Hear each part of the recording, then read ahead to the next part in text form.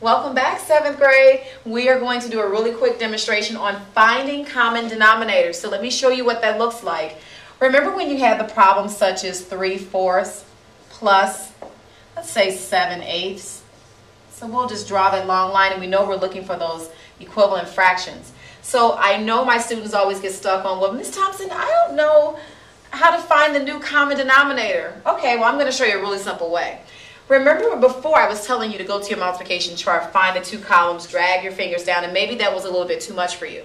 So the only thing you have to do now is if you can count by 4s and you can count by 8s, you can find the least common multiple. So I'm going to come over here and we're going to first start by saying, what are my multiples of 4? Multiples means like multiply. So if I multiply 4 times 1, I'm going to get 4. And what will come next? 4 times 2 is 8, so we're just counting by 4s. The next number we know is going to be 12, and then 16, and I'm going to stop here at 20.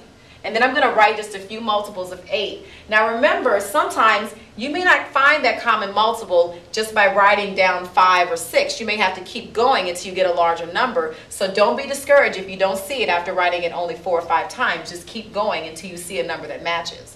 So we're going to come down here to 8, and we're going to say, what are my multiples of 8? So we would first start with the number, which is 8. And after that will come 16, and then 24, 32, and then I'm going to stop at 40.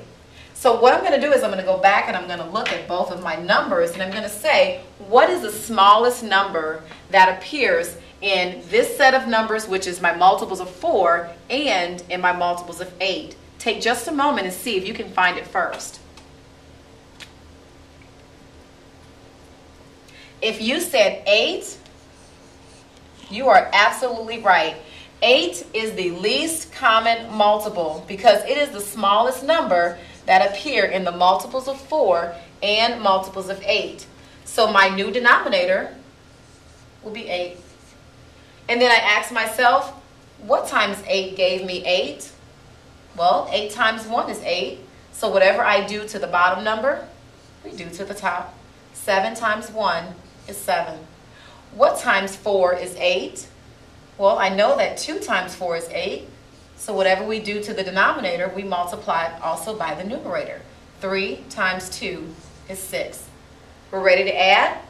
6 plus 7 is 13. 13 over 8. I am not done. This is an improper fraction. I know we've done a lot of work with that. So remember, horse stays outside, rider goes in the house. Or we divide the bottom number into the top number. So I asked myself, how many times would 8 go into 13? 8 goes into 13 one time, one whole number. And how many would I have left over if I took that group of 8 away from 13? So simply by subtracting 13 minus 8, because you're taking that group away, you are left with 5. So 5 over 8, and you're done. Thank you for watching.